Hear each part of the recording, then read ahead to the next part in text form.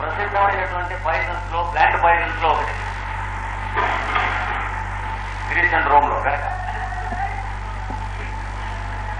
ఈ రెండింటికి ఉంది. ముఖ్యంగా జస్ట్ అప్పుడే మొదలెట్టినటువంటి క్యాన్సర్లు, పోలియం కిందకి వచ్చినటువంటి వాళ్ళకి కంప్లీట్ పర్మనెంట్ క్యూర్ చేస్తుంది. అంటే జస్ట్ ఎంటర్ అవుతూ ఉన్నది. ఆపరేషన్ చేసినా, రేడియం ఎక్స్పోజర్ చేసినా, కోబాల్ట్ చేసినా, రేస్ ఎక్స్పోజ్ చేసినా ఇంకా చేసేది ఏం లేదు. అక్కడికి శ్మశానం అయిపోయినట్లే లెక్క. అవేం టచ్ కాకుండా ప్రీ క్యాన్సర్ 7 years లో క్యూర్ చేసేటువంటి డ్రగ్స్ లో ఇది ఒకటి. తర్వాత క్రమంగా స్లో డిగ్రీస్ లో వచ్చేటువంటి మూర్ఖత్వము, జడత్వము, అంధత్వము, బధిరత్వము,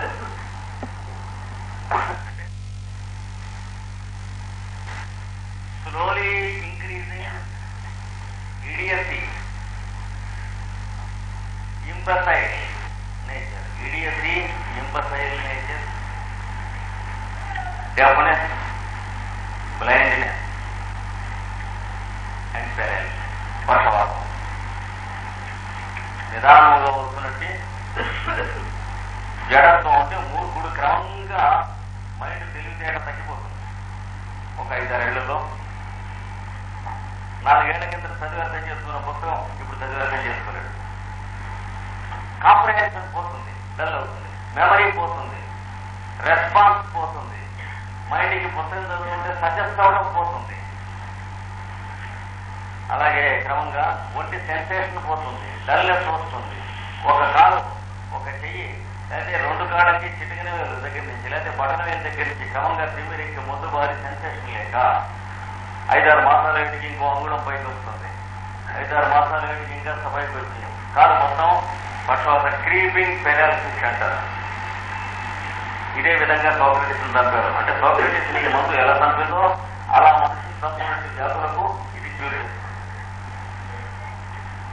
ఇంకా పోలింగ్ గురించి దాని సందర్భం వచ్చినప్పుడు చెప్పుకుందాం. ముఖ్యంగా తెలివితేట క్రమంగా తగ్గిపోతుంది కొన్ని కారణాలుగా. అంటే సిఫిలిటిక్ మయాజం కానీ, సోరిక్ మయాజం కానీ ఉన్నప్పుడు ఫ్యామిలీలో సడన్ గా కెలామిటీ ఫ్యామిలీలో ఏదైనా వచ్చి షాక్ కొట్టినప్పుడు, అంటే మిడిల్ ఏజ్ లో కానీ ఎప్పుడైనా సడన్ గా వైఫ్ చచ్చిపోతే అక్కడి నుంచి 10 ఏళ్లలో ఇడియట్ అయిపోతారు. లేదా సడన్ గా హస్బెండ్ యాక్సిడెంట్ లో చచ్చిపోతే వైఫ్ క్రమంగా ఇడియట్ అయిపోతుంది. ఇట్లాంటి కేసెస్ చాలా ఎంతో హారిబుల్ సిచ్యువేషన్స్ నుంచి మళ్ళీ మనిషిని చేసి అక్కడ పెట్టే డ్రగ్స్ లో ఇది ఒకటి. అందుకని సల్ఫర్ పక్కన గుర్తుంచుకోవాలి. It work wonder. ఈ ఊళ్ళోనే ఉన్నాడు. ఇప్పుడు ఇక్కడికి బదిలీ ట్రాన్స్ఫర్ చేయించుకుని ఏ డిపార్ట్మెంట్ అది, ఇన్కమ్ ట్యాక్స్ డిపార్ట్మెంట్ లో ఉన్నాడు. లాస్ట్ ఇయర్ సరిగ్గా ఇప్పుడు ఈ 14 మాసాల కిందట కాకినాడలో మనిషిని మూట కట్టి తీసుకొచ్చి పడేశారు. అంటే ఇంకొక 15-20 రోజుల కంటే బతకదని చెప్పి అభయహస్తం పట్టారు. ఉస్మానియా హాస్పిటల్లో 8 మాసాలు ట్రీట్మెంట్ చేసిన తర్వాత హైదరాబాద్ లో. అంటే అంతకంటే బతికితే చెవిటి ఎక్కువ చెప్పారు డాక్టర్ సార్. వాడికి అక్కర్లేదేమో, వాడు బతికితే మనకేమవుతుందంటారు అంటే వాడు అంటే మేము ఛాలెంజ్ చేస్తా ఉన్నాను. వాడు బతకడానికి ఛాలెంజ్, ఎవరైనా బతుకుతోనే ఛాలెంజ్ చేసేదంటే అర్థం ఉంది లేదా. అంతకుముందు హైదరాబాద్ లో ఇంకో చోట 8 మాసాలు ట్రీట్మెంట్ చేశారు. 2 డాక్టర్లు ఆ పేషెంట్ మీద కూర్చుని డిస్కస్ చేశారు. ఈ 70 ఏమిటో తేలలేదు. వాడిని పంపడారు పేషెంట్. పోలి ఆర్థరైటిస్ అని ఒకటి అన్నాడు. లేదు, క్రమంగా నరాలు తక్కుబడిపోతున్నాయి అన్నాడు ఇంకోడు. ఓడు ఒక పేరు పెట్టి కొట్టుకున్నాడు. పేషెంట్ దిగిపోయాడు. చిట్టజోలికి 1 వారం రోజుల్లో చచ్చిపోతాడు. ఎవరు లేరు. ఒక్క ఆడపిల్ల, భార్య, అతను. బంధువులు అప్పు తెచ్చి వీళ్ళకి వైద్యం చేయించారు. ఇంకా మీ ఇష్టం అని 2 మూటగట్టి కాకినాడలో తీసుకుని పడేశారు. అక్కడ క్లాసులు జరుగుతూ ఉండేవి. ఆ పక్కన వీడుండేవాడు. ట్రీట్మెంట్ స్టార్ట్ చేశాం. చేస్తే మా ప్రసాదరావు కూడా రోజు చూస్తూ ఉండేవాడు. ఇక్కడికి వచ్చేటప్పటికి కొద్దిగా కాళ్ళు ఇలా కదిలించడం మొదలెట్టాడు. అంటే ఇక్కడి కిందికి శవం తప్ప, ఉట్టి రబ్బర్ చొక్కాలని తప్ప ఏమీ పట్టు కానీ సెన్సేషన్ కానీ సెన్సెస్ కానీ లేవు. క్రమంగా డాక్టర్స్ అవన్నీ పోయిందాకా అట్టిపెట్టి మరీ పంపారు. ఈ లోపల వాడికి అకాడమిక్ డిస్కషన్ తేలలేదు, వాడికి ఎపిడమిక్ డిస్కషన్. పిల్లికి చెలగాట ఏలకి ప్రాణ సంకటం అన్నట్టు డయాగ్నోసిస్ తేలలేదన్నారు. అయితే వాడు క్రమంగా ఇక్కడికి వచ్చేటప్పటికి కొంచెం కాళ్ళు ఇట్లా కదులుతాం, వాడు కొంచెం ఇక్కడ పడేశారు. క్రమంగా పాదాలు కదిలినాయి. క్రమంగా ఇక్కడ కొంచెం పక్క నుంచి ఎత్తడం మొదలెట్టాడు. 4 మాసాలు అయ్యేటప్పుడు పాదం. మొన్ననే 2 మాసాలు అయితే ఆఫీసులో జాయిన్ అయినాడు, ఇక్కడికి ట్రాన్స్ఫర్ అయినాడు. Still under going treatment. రాస్తూ ఉంటే హ్యాండ్ రైటింగ్ ఇప్పటికి 6 మాసాల నుంచి కొద్ది కొద్దిగా వచ్చింది, ఇప్పటికి కుదిరింది. వాడి ఒరిజినల్ హ్యాండ్ రైటింగ్ ఇంకా రాలేదు. Conium, it is only single drug conium. 6తో మొదలెట్టి 30తో నడిచి 200 దాకా వచ్చేటప్పటికి 2 years ట్రీట్మెంట్. అంటే 6లోనే 4-5 డోసులు. అంటే నెలకి 1 డోసు, 2 నెలలకు 1 డోసు చొప్పున ట్రీట్మెంట్ ఎప్పుడో అంతా జాగ్రత్తగా రాసించాం. అది మనం హోమియోపతి రూట్లో పబ్లిష్ చేస్తాం డీటెయిల్గా. ఇట్లాంటివి వండర్స్ అండ్ మెరకిల్స్ చేసినటువంటి డ్రగ్స్ లో ఇది ఒకటి అనమాట. కనుక సల్ఫర్కి ఈ డ్రగ్కి 2కే ఉన్నాయి ఇప్పుడు చెప్పినటువంటి ఈ పిక్యులారిటీస్ అనమాట. అంటే ఎక్కడి నుంచి ఉన్నా కళ్ళు మూసుకుంటే తిరగటం, కూలి పడబోయినట్లు ఉంటాం. ఇవి సల్ఫర్కు ఉన్నటువంటి మెటీరియా మెడికా కొన్ని ప్రత్యేక లక్షణాలను. రేపటి నుంచి పల్సటిల్లాకి సంబంధించినటువంటి మెటీరియా మెడికా డిస్కషన్లోకి మనం వస్తాం. సల్ఫర్ ఫినిష్ చేసి పల్సటిల్లా స్టార్ట్ చేసుకుంటాం. సల్ఫర్లో కొన్ని 2-3 పాయింట్స్ డ్రగ్ రిలేషన్షిప్ ఉన్నాయి. ముఖ్యంగా ఫర్గెట్ఫుల్,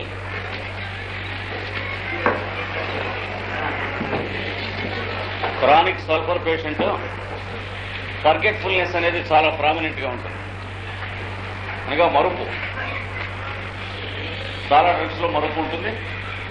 ఏ డ్రగ్లో ఏ రకమైన మరుపు ఉంటే ఏ డ్రగ్ ఇండికేట్ అవుతుంది అనేది మనం అనుభవం మీద చూసుకుంటూ ఉండాలి. ముఖ్యంగా రీసెంట్లీ హ్యాపెండ్ ఇన్సిడెంట్స్ మరుపు వస్తాయి. సల్ఫర్ వాడికి ఈ మధ్యన ఎంత రీసెంట్ అయితే ఎక్స్పెరిమెంట్స్ ఇప్పుడు చేస్తున్నారా డౌన్స్ అండి, డౌన్ చేయండి. సౌండ్ స్క్రీన్స్ ఇప్పుడు మరి రీసెర్చ్ మొదలెట్టే బాగా వస్తుందా?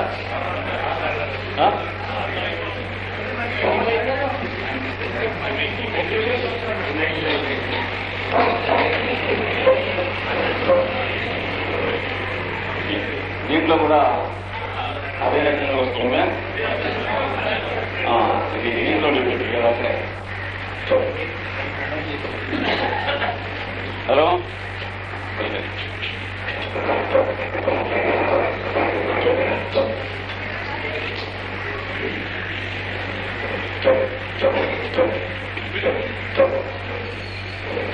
అక్కడ నుంచి 2 నిమిషాలు.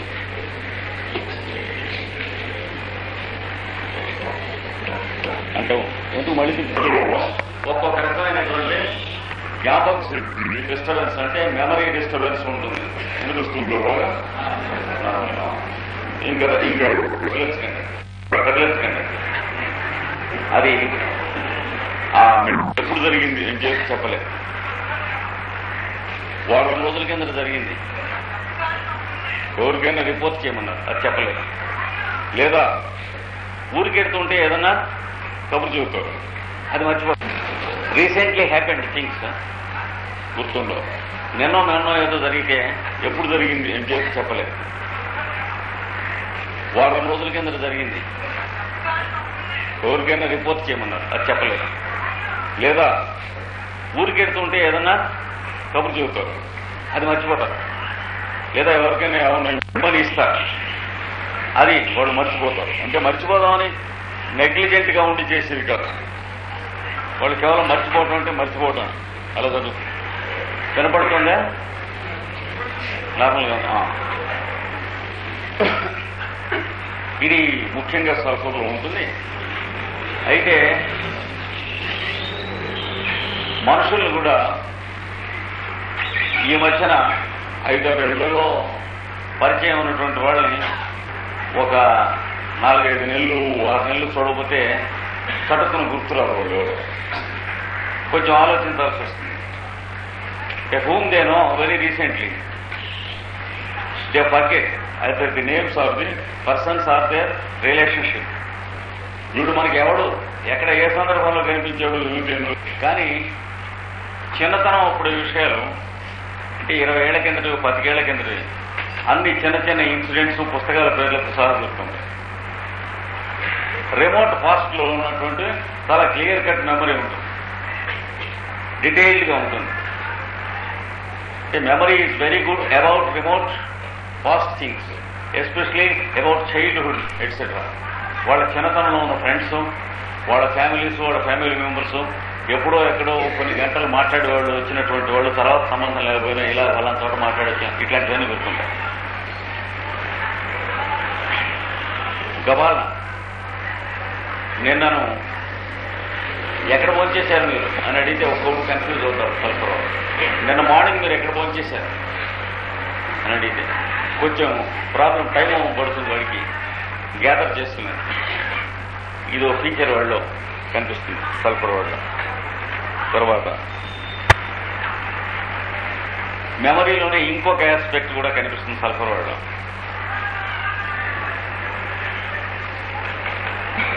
అంటే forgetting things in the last moment.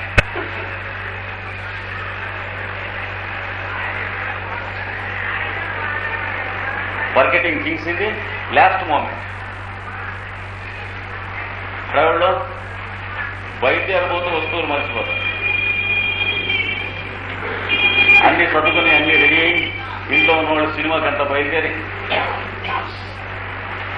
అక్కడ పిల్లవాడికి పాలు పట్టాను క్లాస్ ఇవన్నీ కూడా తీసుకుని పుట్ట అన్నీ తీసుకుంటారు. బయటికి వచ్చేసి మళ్ళీ అందరూ లోపలికి వెళ్తారు. అంటే ఏంటి, తాళం లోపల వంటింట్లో పెట్టేస్తారు, తాళం చేయాలి, మళ్ళీ వెళ్తారు. ఆఫీస్కి వెళ్దామని బయలుదేరి వచ్చేసి ఆఫీసర్ మళ్ళీ వాకిట్లోకి వచ్చేసి మళ్ళీ లోపలికి వెళ్తారు.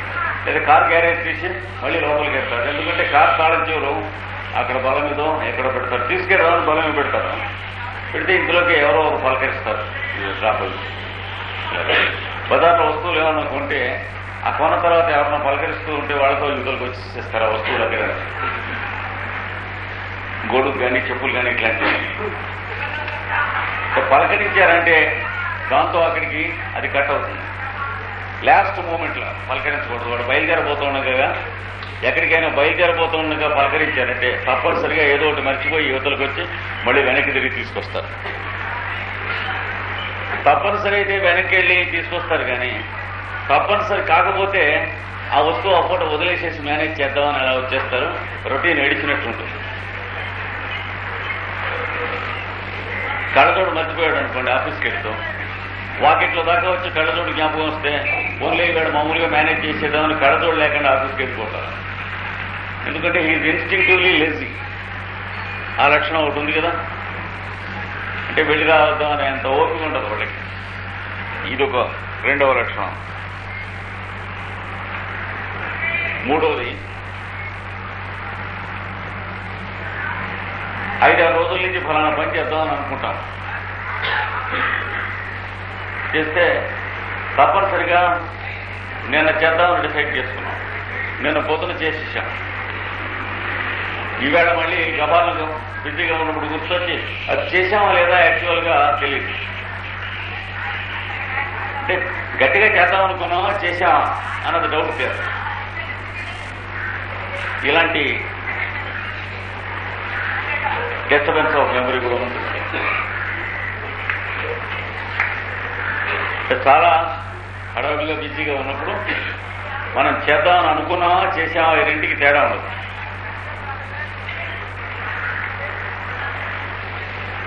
ఇప్పుడు చెప్పిన విషయంలో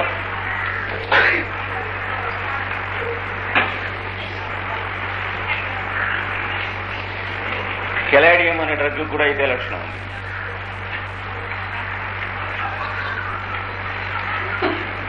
ఆఫీసులో ఉన్నటువంటి ఐరన్ సేఫ్కి, మనీ సేఫ్కి జాగ్రత్తగా తాళం వేసి చూద్దాం అనేటువంటి ఐడియా మధ్యాహ్నం నుంచి ఉంటుంది, సాయంత్రం వచ్చేద్దాం. ఆఫీస్ తాళం వేసి ఇంటికి వస్తూ ఉండదు, చాలా దూరం వచ్చాక సేఫ్ తాళం వేసామో లేదో తెలియదు. అది కెలాడియం పేషెంట్ అయితే మళ్ళీ ఇంటి దూరం వెనక్కి ఎడతాడు, ఎందుకంటే సల్ఫర్ వాడికి ఉన్నటువంటి ఆ సోంబేరితనం లేదు కదా. వెళ్ళి మళ్ళీ ఒక మాట ఆఫీస్ ఓపెన్ చేసి వెరిఫై చేసి మళ్ళీ వస్తాడు, వేసాడు. కానీ 99% వేసే ఉంటాడు, కానీ వీడికి ఇన్సిడెంట్ అనేది గుర్తుండదు. అలాగే అందరికీ ఉండదు.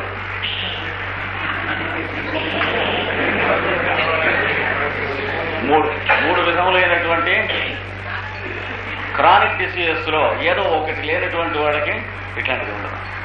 They are very precise in their memory and understanding. వాళ్ళని ఇట్లాంటిది ఏదైనా నీకు ఉండదా అని అడిగితే I'm sure of what I remember అని చెబుతారు. వీళ్ళు కూడా చెబుతారు కానీ దే ఆర్ నాట్ షూర్. ఉకాయింపు ఉంటుంది వీళ్ళలో. ఏదైనా మాట పట్టుదల వచ్చినప్పుడు అతను I'm sure of what I remember అంటాడు వీడును. But he doesn't remember, he remembers things naturally. ఆ తేడా ఉంటుంది వాడికి వీడికి. ఇలాంటి ల్యాక్ ఆఫ్ ప్రెసిషన్ మాత్రం ఈ 3 మయాజమ్స్ లో ఏదో ఒకటి లేకపోతే ఉండదు. కెలేడియం వారికి, సల్ఫర్ వారికి ఉంటుంది. ఇంకా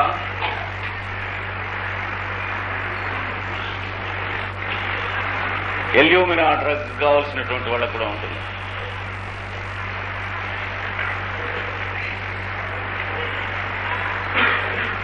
ఎల్యూమినాలో ముఖ్యంగా నథింగ్ అపియర్స్ రియల్. డే మొత్తం మీద జరిగేటువంటి యాక్టివిటీ అంతా కూడా ఇదంతా జరుగుతుందా మనకి అనిపిస్తుందా అనేటువంటి ఒక లేయర్ ఉంటుంది మైండ్కి. ఒక్కొక్కప్పుడు ఇవాళ జరిగిన ఇన్సిడెంట్స్ రేపు ఇవి జరిగినాయా, మనం డ్రీమ్లో జరిగినాయా, did we dream these things or if these things happen. ఈ డౌట్ కాదు, క్లియర్గా వాళ్ళకి తెలియదు ఎన్ని మాటలు ఆలోచించిన ఎల్యూమినా వాళ్ళకి. కానీ కొంచెం ఇంచుమించుగా ఒకే రకమైనటువంటి ఈ మెంటల్ ట్రైట్ ఈ 3 డ్రగ్స్ వాళ్ళకి ఉంటుంది. అయితే మిగిలిన లక్షణాలను బట్టి ఏ డ్రగ్ అనేది మారుతుందన్నమాట.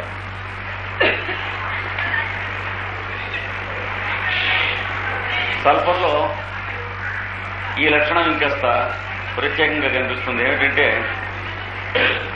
మీరు ఏదైనా చెబుతున్నారనుకోండి, వాడు వింటూ ఉంటాడు, చాలా అటెంటివ్గా వింటూ ఉంటాడు. ఒక few seconds 1 minute half minute అయ్యాక వాడి మైండ్ స్విచ్ ఆఫ్ అయిపోతుంది. మీరు గోడకి చెప్పేంతో వాడికి చెప్పండి. చెప్పడం అంతా అయ్యాక వాడు మళ్ళీ వెనక నుంచి ముందుకు క్వశ్చన్ వేసుకుంటూ వస్తాడు మిమ్మల్ని. అయితే మళ్ళీ ఏమైంది కానీ అంటే ఏం వినలేదు వాడు, కానీ విందామనే వాడి ఉద్దేశం. వినకూడదనే ఐడియా లేదు అసలు వాడికి. అంటే యాబ్సెంట్ మైండెడ్ ప్రొఫెసర్ పూర్తిగా. అంటే మొదట విందామనేటువంటిది ఆ మొదట్లో ఫ్యూ సెకండ్స్ వింటాడు. అక్కడి నుంచి వీళ్ళు దూరంకం వాళ్ళ దూరంకం ఇద్దరు చిరోలోకంలో మాట్లాడుకుంటూ ఉంటారు. మధ్యన పెద్ద నది ఉంటుంది. వాళ్ళు చెప్పడం ఒక 2 నిమిషాలు 3 నిమిషాలు అయ్యేటప్పుడు ఈ లోపల మధ్య water has flown in the river. అప్పుడు మళ్ళీ వాడు అది కాదు ఇప్పుడు మరి ఏమిటంటావు శ్రీకాకుళం వెళ్ళానంటావా అంటాడు. అంటే వాడు కాదురా పెడతామని కదా నేను చెబుతుంది తెలుసావిడికి అంటాడు వాడు. ఇలా ఉంటుంది. అందుకనే ఒక చిన్న డివైస్, ఒక మెషిన్ కనిపెడతాడు కొన్నాళ్ళ ఎక్స్పీరియన్స్తో సల్ఫర్ వాడు. ఏమిటంటే అవతల వాడిని చెప్పనిచ్చి ప్రతి పాయింట్ను మళ్ళీ వీడు వాడికి చెబుతాడు. అంటే నెక్స్ట్ పాయింట్ వాడు చెబుతుంటే వినేందుకు రెడీ అవుతుంటాడు అన్నమాట. అంటే వాడు ఆ యువతలోడు ఆశ్చర్యపోతాడు, ఏమిటో మనం వాడికి చెబుతుంటాడు మనకి చెబుతున్నాడు. అంటే ఈ trying to do so he wants to keep his presence of mind. Hearing aid తెచ్చుకున్నట్టు ఇలాగే ఇది రిమెంబరింగ్ ఎయిడ్ అనమాట, మెమరీ ఎయిడ్. డబ్బు ఖర్చు లేకుండా తయారు చేసుకుంటాడు. మళ్ళీ మనకి చెబుతూ ఉంటారు వాడు. మీరు ఏం చెబుతున్నా మళ్ళీ మీరు చెబుతాడు వాడు. ఇప్పుడు మతి లేదా మతి లేక మతి ఉండటం కోసం వాడు చేసే ఎక్స్పెరిమెంట్ ఇది ఒకటి సల్ఫర్లో గట్టిగా ఉంటుంది. ఇంకొకటి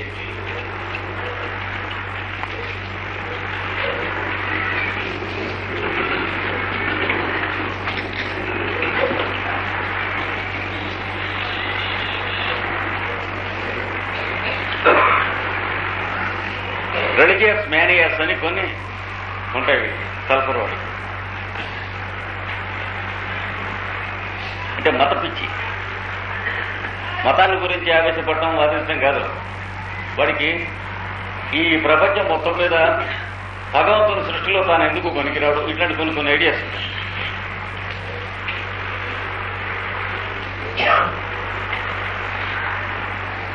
మంచి ఇల్లు ఉంటుంది, మేడ ఉంటుంది, మంచాలు సోఫాలన్నీ ఎవరికి వాడు ఉంటాయి, రూమ్ ఉంటుంది, అన్నీ బెడ్రూమ్ ఉంటుంది. వీడు తుడుగు డేస్ కింద పడుతుంది. అంటే thereby he feels that he is following the penitential way of living. Self torturing complex సల్ఫర్వాడలో కొందరిలో ఉంటుంది. బాగా రుచికరంగా భోజనం పెడితే షడ్రసోపేతంగా నాకెందుకు ఇది అని ఆ చెత్తగా పచ్చడిని మరి లేదనేసి చేశారు. ఎందుకంటే శరీరానికి సుఖాలు నేర్పకూడదు అంటే ఇట్లాంటి చాలా డర్టీ ఫేవరస్ లాగా ఉంటారు కొందరు ఈ కాంప్లెక్స్ లో. మంచి గుడ్లు కట్టుకోవడం ఎట్లా వాడికి మంచి గుడ్లు ఇష్టం లేదు కదా. ఈ takes pride in his own deity nature. ఒక ఎక్స్పెరిమెంటింగ్ వీడు ఒక 5-6 మంచి చొక్కాలు ప్యాంట్లు వాడు కుట్టించి ఇచ్చారు అనుకోండి. నేను 3 ఏళ్ల కిందట ఒక పండక్కి ఒక సల్ఫర్ బ్రహ్మచారి ఒకడు ఉండేవాడు. అంటే ఏది అనుకోండి, ఒక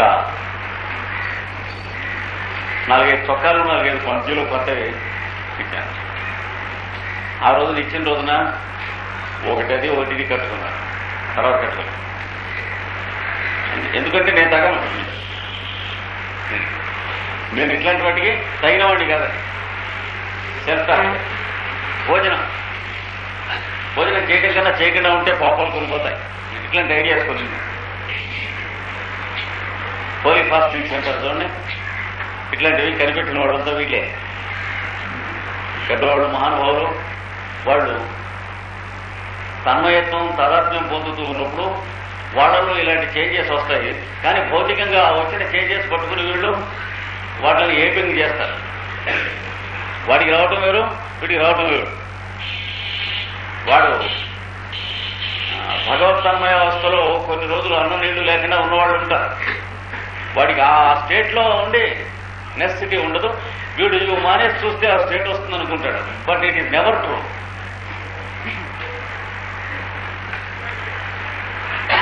అంటే వాళ్ళు వేరు, వాళ్ళు they are exceptions to the general rule and you should not apply the symptoms to them.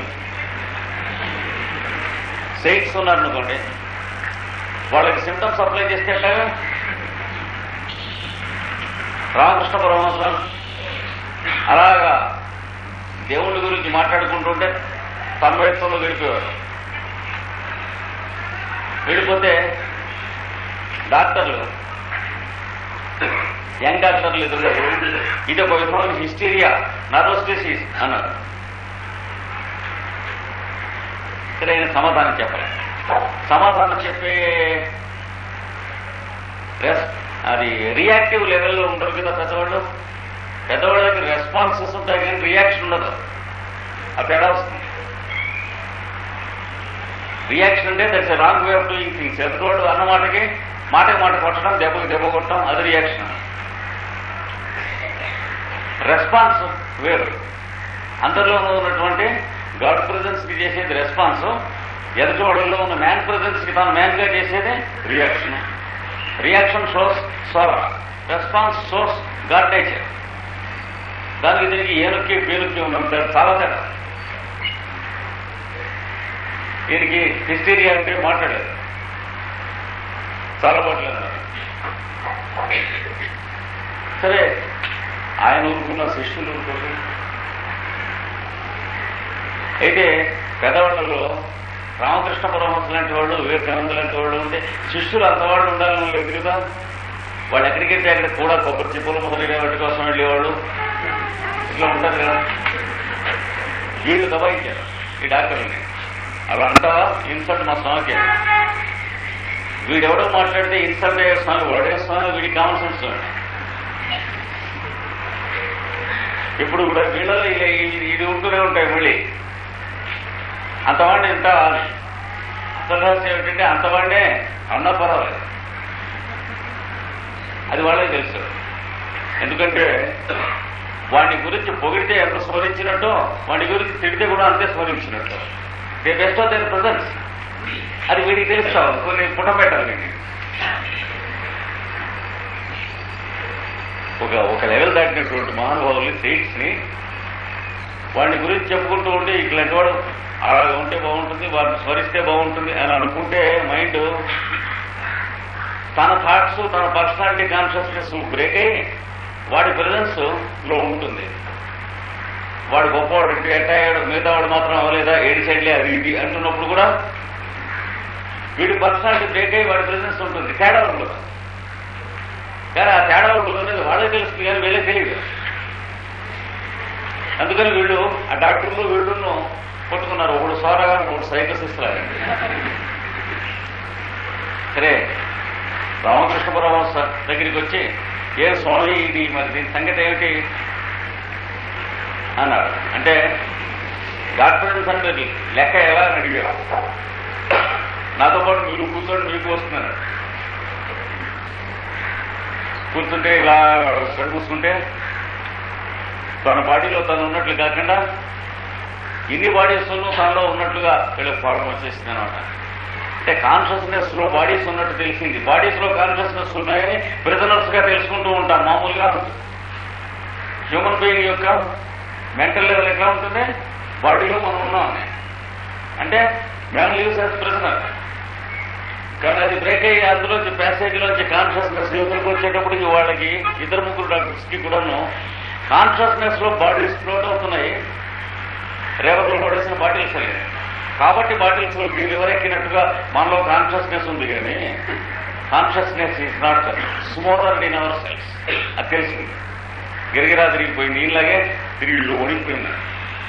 Telugu వచ్చాక మరి మీకు కూడా హిస్టరీ అని అడిగాడు. నాకైతే హిస్టరీ కావచ్చు, యూ ఆర్ డాక్టర్స్. అది వేరు, ఇది వేరు. కనుక వాడెవడో పెద్దవాడు పెరిటెన్స్ లో ఉన్నాడంటే వాడికి సల్ఫర్ అయ్యకూడదు. అది కూడా మనం పని చేస్తుంది. వారు వారం రోజులు అన్నం తినలేదు, నీళ్లు తాగలేదు. అంటే తినకుండా ఉందో, నీళ్లు తాగకుండా ఉందో అని దానివల్ల అడ్వర్టైజ్మెంట్ వాల్యూ 10 మంది మన దగ్గర రావాలి. ఇట్లాంటి పాయింట్ ఆఫ్ వ్యూతో ఉంటే వాడికి సల్ఫరే కాదు, లెగసిస్ కూడా వేయాలి. కానీ ఆయన ఈ ప్రపంచంలో లేడు, అందరిలో ఉన్నటువంటి అంతర్యామిలో ఉన్నాడు. Therefore water, the need of water or meals never approach him. అది తెలుసుకోవాలి. మందిస్తే తింటాడు, మంచులు పెట్టినా తింటాడు, అంతేకాదు చెడు పాములు పెట్టి తింటాడు. అది తేడా లేదు. మట్టి పెట్టినా తింటాడు, చేతులు పెడితే. అది ఎంత పని చేస్తుందో మనం వేసే సల్ఫర్ కూడా అంతే పొడి చేస్తున్నాడు. అది ఆ ప్రపంచం వేరే, ఒక్కటి వేరే తీసి మనం మాట్లాడాలి. ఆ డైవర్షన్ ఒక్కటి వేరు. ఇప్పుడు వీడు కిందే పడుకుంటాడు, దుడ్డు కూడా లేకుండా పడుతుంది. భోంచేయండి, ఆకలేస్తుంది అంటే ఎన్ని గంటలు ఆకలేస్తే అంత పాపాలు తక్కువ అయిపోతాయంటాడు. సల్ఫర్ మేనే. ఈ లక్షణం పల్సటిల్లాలో కూడా బాగా ఎక్కువగా ఉంది. కీనోట్స్ లో ఒకటి పల్సటిల్లాలో అంటే ఏంటి, చిన్నది కాంప్లెక్స్ అంటారు. ఎప్పుడు అంటూ ఉంటారు. అదిగో గదులు ఉడుకు, బెడ్రూమ్ బెడ్ అనేది నేపడు, బెడ్రూమ్ అరేంజ్ చేసాం, అదిగో మనసులు బెడ్ అనేది నేపడు. పల్సకెళ్ళి వాళ్ళు పడుకోరు. ఎందుకంటే అసలే ఏదో